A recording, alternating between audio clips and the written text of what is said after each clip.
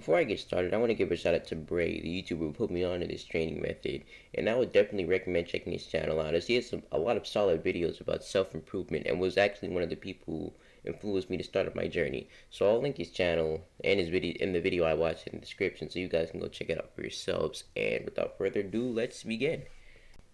So the workout that I've been doing from home recently is a push-pull legs routine that I'll do every other day. And in between those days, I'll go down in my basement and do some drills on a heavy bag as I'm teaching myself how to box. I started doing this on December 1st as a sort of 30-day challenge for myself before I started going back to the gym. And by the time this is uploaded, I'll probably switch back to the first training method that I used back in May of last year, which is how I bulked up to where I am now. And here are some pictures of what I look like now, and I'm pretty proud of the progress I've made. The routine that I follow consists of me doing a push, for example push-ups, a pull, for example pull-ups or chin-ups, and legs, for example squats. I'll also throw in some lateral raises to work up my shoulders and some tricep kickbacks to isolate my triceps. I try to do a set amount of each exercise before I finish for the day and make sure not to go under any of them. I also rest for about 2 minutes between every set and 3 minutes when I'm switching exercises, which would be me switching from pull-ups to push-ups or, chin-ups to lateral raises.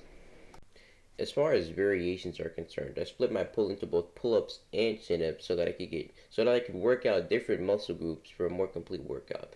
Also, for my push exercises, I do normal push-ups every time I work out.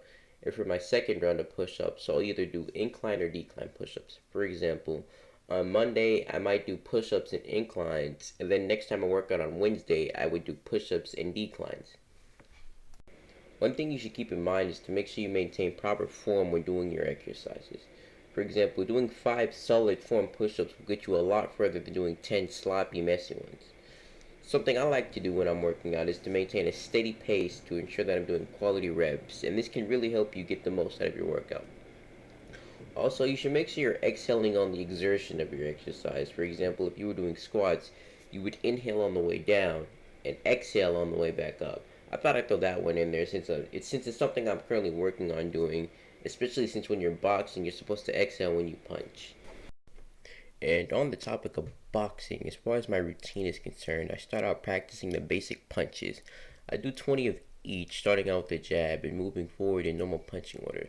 And for those of you who aren't familiar with boxing, the order I practice in is the 1, the jab, then I move to the 2, the cross. Following that, I'll do the 3 or the lead hook, then the 4 or the rear hook, then the 5 or the lead uppercut, and I'll finish off with the 6 or the rear uppercut.